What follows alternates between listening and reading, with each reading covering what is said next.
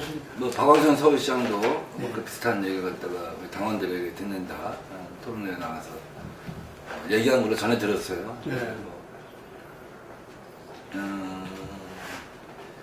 작년 초 그 혁신안에 연구원의 독립이라고 하는 것을 당원 단계에 명문을 하자. 네. 그래서 지금 현재 당원의 네. 연구원은 독립적인 위상을 갖고 연구원장의 임기는 2년을 한다 이렇게 되어 있습니다. 네. 또 실제로 그런 노력을 해왔고 네. 그리고 지금 최근에 와서 연구원들이 내는 그 보고서가 네. 언론에 네. 크게 회자될 정도로 네. 관심들이 많습니다. 백세 사회를 준비하자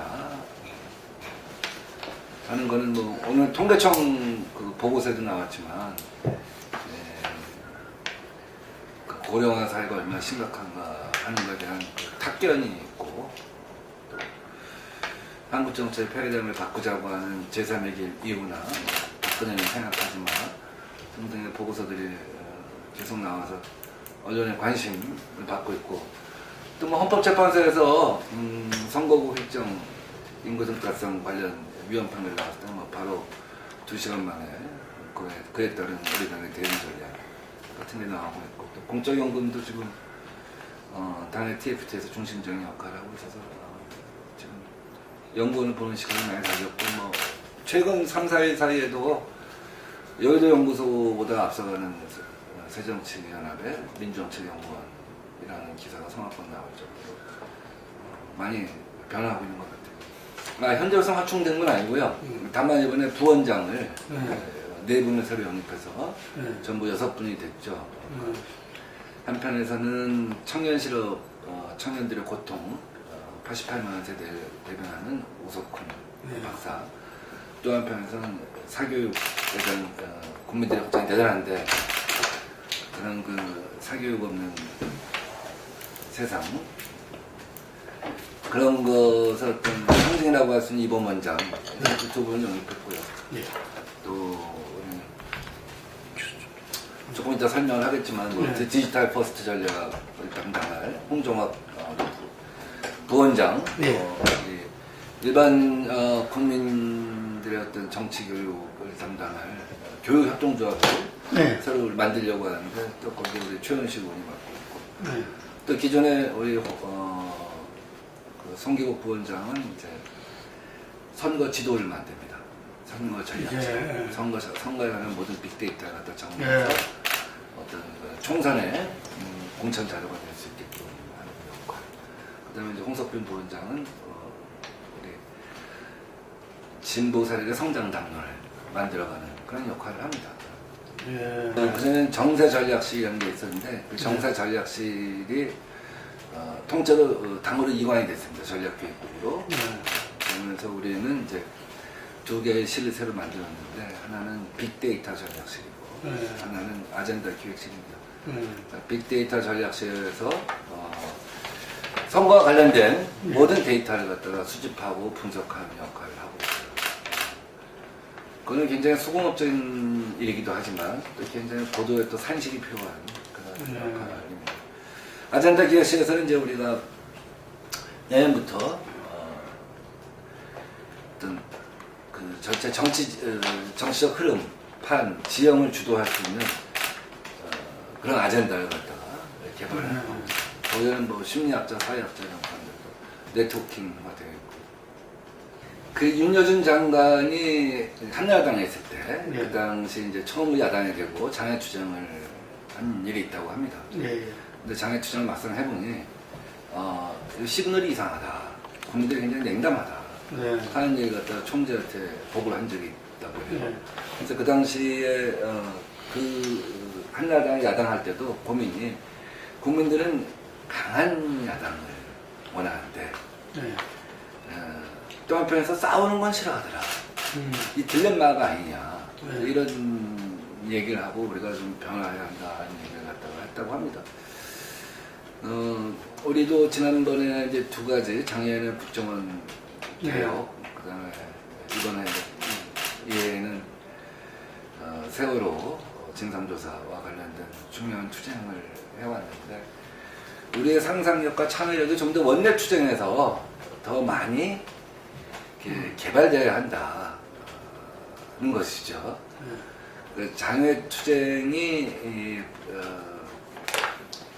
그 주요한 수단으로 되어갖고는 국민적 지지를 얻기 힘들다. 오늘 참 딜레마입니다. 장외투쟁 없이 어떻게 그러면은 원내에서 우리가 상대를 견인할 수 있을 것인가 딜레마인데, 보면 작년에도 국정을 개혁해야 한다. 찬성 70%.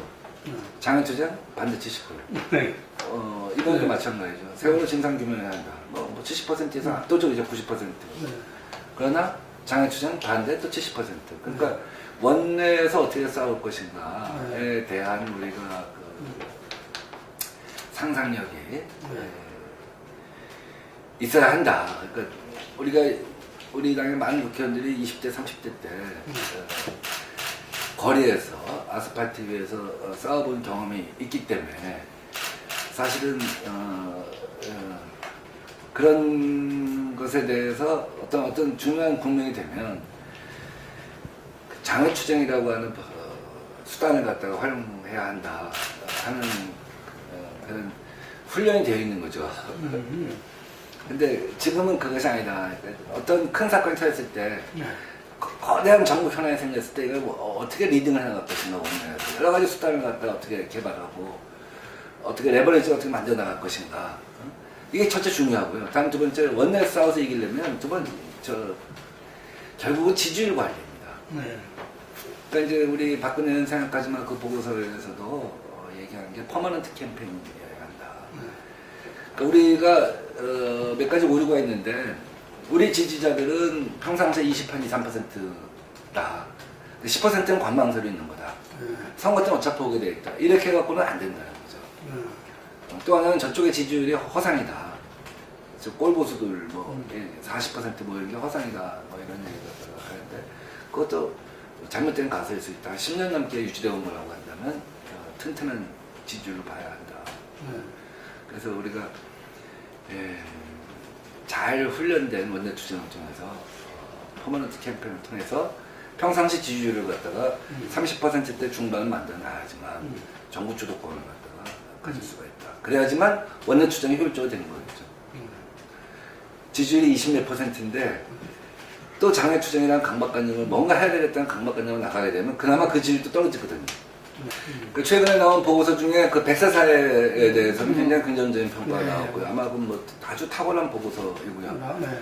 그 다음에 이 박근혜 생각하지마든지 그 제3의 길 이후 그것에 대해서도 이제 그게 핵심인 거거든요. 상대방 아젠다에 따라가지 마라. 상대방을 반대하는 것으로서 존재를 갖다 찾으려고 하지 말고 우리가 해법을 제시해라. 뭐 이념적으로 왼쪽에 있어야 한다, 뭐 중간으로 가야 한다, 이런 얘기는 굉장히 관념적인 얘기일 뿐이고, 왼쪽에 있대, 왼쪽에 자기 고유한 자리에 있대, 그 정책으로서 국민들이 동의할 수 있는 솔루션을 갖다가 만들어서 지지를 갖다가 회복해야 한다, 뭐 이런 얘기입니다. 그 자체에 대해서 뭐 특별한 당에 반대를 갖다가 본 일은 없어요. 지금 지도부보다는 이제 내년에 출범할 지도부가 중요하겠죠. 우리가 이런 보고서를 자꾸 내는 이유는 뭐 기존에도 보고서가 쭉 나오고 브리핑이 매주 한두 번씩은 의원들한테 돌려주긴 했지만, 그것은 대개 다 이제 비공개로 했었어요. 비공개로 하다 보니까 의원들이 사실 뭐 하루에도 이러저런 그 보고서나 이런 걸 많이 받아보니까 사실은 특별히 읽지 않게 되는데, 우리가 이제 좀 달라진 거는, 그 전보다 달라진 게 있다면 자꾸 이것을 외부로 공개하는 거죠. 공개하면서 언론에 보도가 되게 되면 우선 의원들이나 정치를 하는 사람들이 관심을 갖고 읽어보게 되잖아요. 그러면서 이제 논쟁을 하게 되잖아요. 그래서 그 논쟁이 쌓여서 내년에 이제 출범한 지도부가 그걸 갖다 안고 가는 그런 것이 필요하겠죠. 몇 가지가 있겠죠. 우선 대통령은 하나의 국민이라는 전략으로 집권에 성공했죠. 100% 국민 대통령. 근데 철저하게 지금은 이분법화, 이분화된 그러니까 두 개의 국민, 두 개의 국가 전략을 구사를 하고 있습니다. 우선 보수 우위의 지형에 대한 자신감이 하나 있겠죠. 다음 두 번째는 보수 우위의 지형이라서 우리나라 전체가 정치 지형이 보수 우위다 이렇게 말씀하시는 겁니까? 이거 좀 구체적으로 이야기해. 각종 여론조사에서 나오잖아요. 나는 보수다가 한 40% 되고, 나는 진보다가 한 30% 되고, 나는 무당파다가 한 30% 되잖아요. 그 보수 우위의 지형에서 확실한 자기 지지 세력을 안고 가는 그런 것이 있고, 다음 두 번째는 이명박 대통령보다 더더욱 여의도를 갖다가 공공의 적으로 만들어가고 그러니까 공공의 적 만들기에 성공하고 있는 거죠 지금. 공기업, 공무원 뭐 이런. 그래서 이제 확실한 그 공공의 적을 만들고 고립화시키고 이런 것에서 성공했다고 볼 수가 있죠. 다음 세 번째는 의제 바꾸기죠. 국면이 국면을 항상 바꾸기 위해서 사실은 관념적 용어일 뿐이죠. 통일대박론이랄지 주제 안덩어리 이런 식으로 의제를 늘 바꾸죠. 대통령은 당연히 스피커 볼륨이 큰 직이다 보니까 그런 것을 갖고 또 정국을 주도하고 뭐 이런 것들이 한 크게 보면 세 가지 패턴 연구 보고서도 지적했지만 그런 세 가지 패턴이 지금 성공을 해가고 있는 거죠. 그래서 그런 것에 대해서 우리가 따라다니면서 이건 아니다 저건 아니다 라고 얘기하는 것보다는 우리의 의제를 설정해서 우리의 생각을 전달해서 국민들과 우리가 포괄해 나가자 하는 얘기입니다. 그걸 하지 말자는 얘기가 아니죠. 그러니까 우리가 이명박 대통령 5년은 정리가 됐잖아요. 이번에 정기국회에서 국정감사 잘 해갖고 사자방 비리라고 해서 4대강 자원외교 방산 비리 100조 딱 그걸로 정리된 거 아닙니까? 사실 이명박 5년이. 또 박근혜 정권에서 비판할 건 비판을 하고 있죠. 그러나 그 비판만 갖고는 안 된다. 우리 의제를 내놔서 대통령에 따라오게 하고 저쪽이 방어하게 해야 되는 것이 아니냐. 이런 얘기입니다.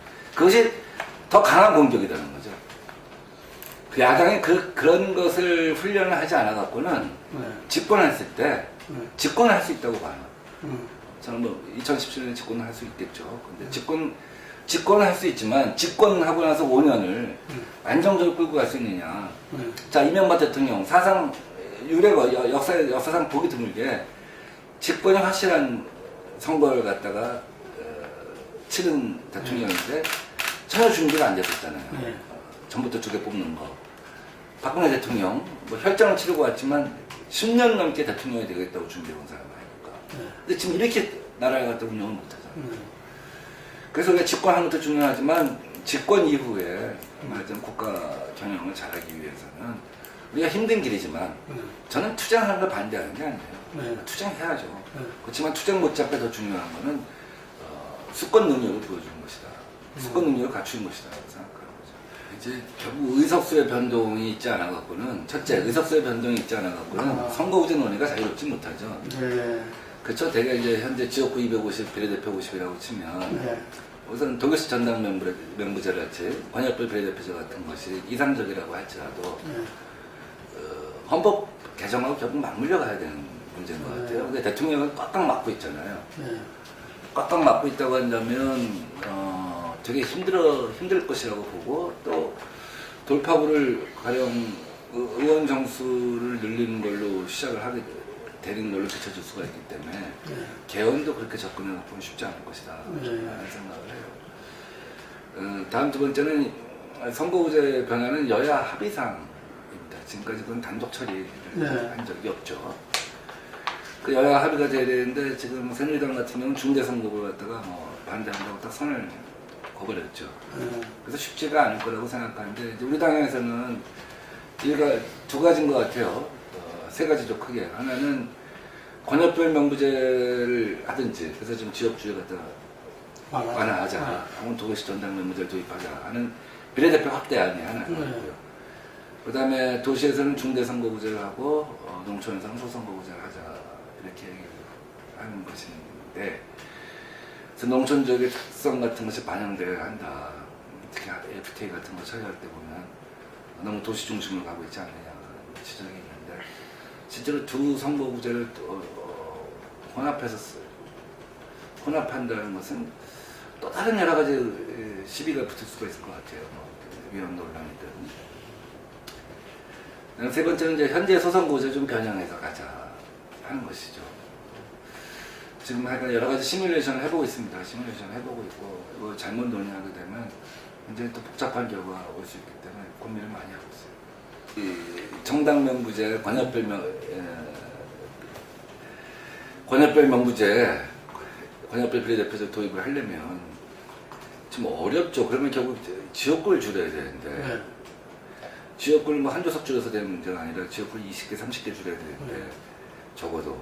그게 쉽겠냐고요. 국회의원들이 자기 지역구 없어지는데, 동의하는 표결하기가 쉽지 않잖아요. 그건 야당만, 네. 그건 야당만 부족한 게 아니라 정부 여당도 부족하고 뭐큰 문제죠. 지금 10년 동안 예, 예. 저출산 고령화 준비를 한다고 했는데, 예. 아무런 결과가 없죠, 실제로는. 그러니까 우선 시뮬레이션부터 다시 새로 하자 이거예요. 예. 80년대 우리는 자녀 수명, 기대 수명을 60대 후반으로 봤어요. 예. 거기서 많은 게 설계됐던 거예요. 50대 초반에 정년을 맞고, 음. 연금이 58세, 60세 지급이 되고, 이렇게 설계됐던 거죠. 근데 지금 최빈 사망이라고 하면 몇 세에 중요한 거거든요. 자연사 했을 때. 이미 80대 후반이 되잖아요. 우리 예. 상가집 가보면 다 호상이라고 하는 경우가 많잖아요. 예. 그럼 지금 사실상 100세를 살아가는 시대가 돼 있는데, 예. 이렇게 되면 이것을 갖다 재정을 어떻게 투입할 거고, 노동시장을 어떻게 만들 거고, 복지는 어떻게 할 거고, 이거 다 고민이 있어야 됩니다. 재설계를 해야 한다는 거죠. 예. 그래서 이제 보도에는 뭐 정년은 70세까지로 하자 이렇게 됐지만 그게 아니라 그 정년을 70세까지를 하기는 너무 힘들죠. 그럼 또 세대 간의 어떤 갈등도 있을 수 있죠. 예, 예. 젊은이들 일자리를 뺏는다는 얘기도 있을 수가 있는데, 그래서 그 얘기는 70세까지 일할 수 있는 사회적 인프라를 깔자. 예. 실제로 지금 통계청 보고서를 보면 대부분 70세까지 일하고 싶어 하거나 예. 일을 할 수밖에 없다는 거죠. 그러면 지금 노인 일자리라고 하기에 뭐 되게 한정돼 있잖아요. 어린이집, 뭐 경로당 가서 밥 해주는 거, 아침에 초등학교 앞에서 녹색 엄마들 도와주는 거, 이런 등등인데, 정말 우리 사회가 이제는 R&D를 할 때 첨단 산업 R&D뿐만 아니라 노인형 일자리를 개발하는, 노인형 산업을 개발하는, 그렇게 해서 하루에 가서 한 6시간 시간제로 일했을 때 한 달에 한 60, 70만 원 정도는 받아갈 수 있겠고, 그걸 설계해주지 않으면 이 사회는 엄청난 재앙에 부딪힐 것이다. 이게 하나고요. 또 뭐 그렇게 하다 보면 다 이제 저출산 문제 다 해결해야 되는 건데, 그래서 이제 우리가 산후조리원부터 이제 쭉 정책을 다 다듬어 가야 되는 거죠.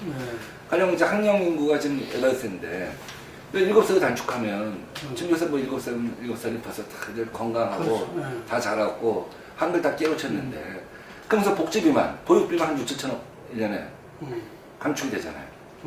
그리고 노동시장에 19살이 나오잖아요. 빠르면. 대학을 간다고 할지도 어쨌든 1년이 단축되는 거 아니겠습니까? 그다음 그만큼 노동인구가 늘어나는 거고. 뭐 등등을 포함하여 사회 전체를 다 재설계해야 한다. 이런 얘기입니다. 그러니까 정부도 그 심각성을 지금 깨우치고 있지 못하죠. 20년 후면 대학의 40%가 문을 닫습니다. 20년 후면 지금 초등학교가 학급 수가 지금 6, 7학급인데 절반을 줄어듭니다. 이건 뭐 재앙 중에 재앙. 바로 20년 후만 돼도 그러네. 네. 예. 지금 뭐 집값 끌어올리겠다는데 집값을 끌어올릴 방법이 없어. 2년 후면은 인구가 줄어드는데. 예. 강남 서초랄지 일부 지역에서 이런 각종 규제 완화를 하면 그 지역의 집값 상승과 그 여파로 인한 일부 지역의 집값 상승이 있을지 몰라도, 지금 일본의 집에 9채 중에 한 채가 빈 집이라고 하지 않습니까? 아마 10년 후면은 슬럼 아파트가 나오기 시작할 거예요. 그런 노력은 계속 해야 한다고 봐요. 그러니까 박원순 서울시장이 얼마 전에 처음으로 이제 그 시도를 해갖고 1억 5천 내고 월 임대료 3만 원씩 내는 그 신혼부부 전용 뭐 공동주택을 갖다 해서 이제 테이프 카팅을 했더라고요, 지난주에. 지금 정부에서는 박근혜 대통령이 공약을 했던 게 매년 10만 원가 이렇게 집겠다고 했잖아요. 그 중에 3만 호를 갖다가 신혼부부한테 주겠다. 근데 하여간 지금 어딘가 빈 땅이 있다면 그걸 다 찾아서 우리가 서울에는 1년에 신혼부부가 몇 쌍이고, 춘천에는 몇 쌍이고, 대전에는 몇 쌍이다. 그러면 거기에 어느 정도 지금 우리 진짜 제가 아는 분 중에 잘 사시는 분이 있는데, 그분이 그분이 평소에 그런 얘기를 많이 하더라고요. 우리나라 큰일 났다. 이제 애들이 결혼하고 애 낳겠다면 집에 한 채 줘야 한다, 나라가. 그런 얘기를 하시더라고요. 물론 이제 우리 임대를 얘기하는 거죠. 그거는 지금 우리 국가가 있잖아요. 이 문제에 관해서 굉장히 심각하게 봐야 봐요. 봐야 돼요. 그냥 새누리당에서 홍종학 의원이 제기한 거에 대해서 그거 아니다. 이렇게 얘기할 게 아니라 진짜 이 문제들 같이 고민하자. 어떻게 하면 우리나라가 사람들이 애 낳는 사회가 결혼하고 애 낳는 사회가 될지 그래서 그렇죠. 우리보다 훨씬 가난한 나라에서도 지금 다 애 낳고 살잖아요. 결혼하고. 근데 이게 경제적인 현상도 있지만 우리 연구원에 이제 부원장으로 오신 우석훈 박사가 솔로 계급의 경장이라고 있습니다. 올해 책을 3권 내셨는데 하나는 내릴 수 없는 배 세월호, 그건 일본어로 출간돼서 출판기념회 얼마 전에 갔다 왔는데 그 마이니치 신문에 사회면 첫 기사로 실렸고요. 그 다음에 불황 10년, 앞으로 굉장히 거대한 불황이 온다. 10년 동안 그런 얘기입니다. 절대 아파트는 사지 마라 그런 얘기인데, 솔로 계급의 경제학은 이게 신자유주의 때문에 애들이 결혼 안 하는 거로 단일하게 보면 안 된다. 이건 요 세대의 문화 현상도 있고 여러 가지가 같이 결합되어 있다. 그래서 고민을 같이 해봐야 되는 거예요. 80년대 3조 호황 때 그때 경제학과 좋았는데 둘만 나와 자기 여자가 됐잖아요. 이미. 그 표 만드는 사람이 제일 후회한다는 거 아닙니까? 그땐 뭐 이고 매고 지고 안고 끌고 애들 데리고 다니는 것에 대해서 굉장히 추하게 받고, 그렇죠. 뭐 유럽은 한 명만 낳고 산다. 그래서 마치 이렇게 줄 이상 낳는 것이 굉장히 사회적으로 3명만 낳아도 인간 문화재라고. 아니, 사람이냐 동물이냐 그랬잖아요. 근데 요즘은 20대 때 30살, 여자가 30살, 31살에 집들이 하고 애 낳아서 돌잔치 하면 인간 문화재라고. 빨리 결혼했다고. 그런다고 하는 거 아닙니까? 사회 문화적 현상하고 다 연결되어 있는 부분이라고 봐요. 그래서 이건 전반적으로 그 신혼부부에게 집한채를 갖다가 임대해 주는 것 포함하여 사회적으로도 많이 어떤 그 문화를 뜯어 고쳐야 돼요. 개도해야 되고 다시 좋은 풍속을 바꿔줘야 돼요. 중앙선관위에서 이제 작년에 우리가 몇 달 전에 유권 해석을 받았죠. 5개 엑스포를 뭐 실내에서만 하면 참 사람 유입도 힘들고 특히 정치 정책에 대해서 누가 와서 구경을 많이 하겠습니까? 5개에서 했으면 좋겠다. 서울광장이나 광화문 광장에서 이런 생각을 갖고 했는데 선관위에서 전원회의에서 그 의미가 있다. 정당이 하는 게 아니라 연구원이 그 정책 엑스포 하는 건 의미가 있다라고 해서 오케이 해줬죠. 그래서 우선은 기초단체, 광역단체, 또 기초광역의원들이 출품을 하겠죠. 가령 영등포가 어떤 좋은 정책이 있어요. 근데 이게 딱 정책 엑스포에서 딱 공개가 되면 순천이나 사천 이런 데도 금방 전달이 되는 거죠. 좋은 조례가 있다. 다음 두 번째는 물론 이제 새누리당 기초단체에서는 출품 안 하겠죠. 물론 이제 엊그저께 그 대구에서 전국 지방자치 박람회라는 게 열렸어요. 그 자치단체끼리 하는 거죠. 그게 굉장히 의미가 있었다고 봐요. 그게 하나의 구성 요소고, 두 번째는 우리 진보 학계 첫째, 두 번째 시민단체, 세 번째 진보 싱크탱크의 합동 연차 학술총회 같은 거 하는 겁니다. 그 기간 동안. 그럼 그런 기간 동안 어떤 주제가 만들어지겠죠. 여러 가지 발표가 되겠죠. 뭐 내년도의 사회적 아젠다가 뭐가 될 건가. 그래서 수백 개의 시민단체와 수십 개의 진보 싱크탱크와 그 학술단체가 총연대에서 그런 학술총회를 하면 그의 아젠다가 설정되면서 힘있게 밀고 가는 거죠. 그러면서 사회적 연대도 가능해지는 거죠. 세 번째는 이제 직능단체들이 그 국회의원들한테 이런저런 로비를 많이 하는데 그렇게 고생하지 말고 자기들이 꼭 좋은 정책이라고 생각한 게 있으면 아주 출품을 하면 그걸 우리 또 국회의원들이 멘토에 돼갖고 해결할 수 있잖아요. 그런 효과들을 갖다 생각하고 있는 겁니다. 지금 언제쯤으로? 내년 4월쯤에. 아, 내년 4월에요. 새 지도부가 이제 2월 8일 출범하게 되면 부모 차원에서 그래서 준비는 꾸준하게 해야 되는 거예요. 지금 이제 김진표 우리 국정자문위원장이 이제 조직위원장이시고, 지금 조직위원장 벌써 떴네. 우리 민주정책연구원 산하에 3개 연구소가 있는데 그 중에 실버 연구소장 하는 김현미 의원님이 단장을 하고 계시죠. 설령 만약에 당권을 가진다고 할지라도 뭐 그러지 않겠어요? 제 생각에는 그 총선이 끝나면 네. 총선은 승리를 이끌었으면 이끈 대로. 네. 가령 누가 가령 만약에 대권 주자가 지금 어떤 특정인을 염두에 물론 이제 지금 나오시겠다는 분들 중에서는 대권까지 가겠다는 분들이 몇 분 계시죠. 예. 그냥 당권만 갖고 계시겠다는 분들이 있고. 예. 근데 생각해 보세요. 만약에 당권을 잡아서 총선 승리를 이끈 대로 아마 그분은 그 다음에 이끌면 멋있잖아요. 그때 아마 정리하지 않겠어요? 오히려 난 대선을 향해서 스타트하려면. 아니 이게 그러니까 총선 이후에는 당헌에 뭐 1년 6개월인가 얼마 기간이 있잖아요.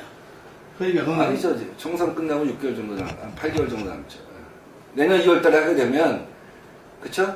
네. 2015년이니까 2017년 2월까지 아닙니까? 총선이 2016년 4월이니까 한 9개월, 10개월 정도 시간이 남는 거죠. 총선에서 지면 지는 대로 내려놓을 것이고, 총선에서 이기면 이기는 대로 딱 네. 거기서 딱 그렇잖아요.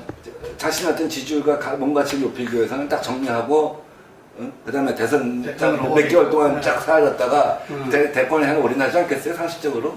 지금 하여간 뭐 우리 의원들이 입법 활동도 열심히 하고 그러는데 좋은 입법을 하는 것도 중요하고, 좋은 입법이라고 하면 첫째 이해관계자의 조율을 잘해야 되는 거예요. 네.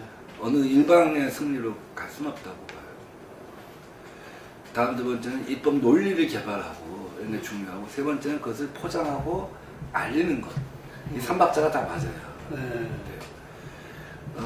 우리 같은 경우는 이제 우리가 권리금법을 1월달에 내서 네. 결국 정부가 호응을 한 거 아니겠습니까? 네. 그거는 권리금을 무형의 자산으로 인정하느냐, 재산권으로 인정하냐 하는 문제인데, 우리는 회수 기회의 보장이라고 하는 차원에서 접근해갖고 그 법적 논리를 갖다 정부가 받은 거죠. 그동안 수없이 많은 이 법적 돌파 노력이 있었지만 결국 입법 논리를 잘 만들었기 때문에 정부가 수용을 한 것이고, 금융실명제도 이제 29일 날 차명 거래가 금지됩니다. 29일 날짜로. 예. 그것도 우리 방에서 21년 동안 못 고쳤던 법을 법적 논리를 계속 개발해서 하고, 뭐 24시간 편의점 강제 영업 금지 그런 거. 결국 이해관계가 굉장히 첨예하게 충돌하는 건데, 점주하고 프랜차이저하고. 그래서 한계 영업시간, 이익이 발생하지 않는 뒷골목에 12시부터 심야 영업시간대에 이익이 발생하지 않는 거는 강제 영업시킬 수 없다. 그런 이해관계가 또 조율을 하는 거고. 그런 하여간 그 첫째 이해관계의 조율, 둘째 입법 논리의 개발, 세 번째는 그 성과를 잘 홍보하고, 국민들이 새정치연합의 입법 노력이 확실히 차별성하고 있다, 우위를 보이고 있다라고 보이게 하는 게 중요하죠. 아주 오랜 기간 동안 우리가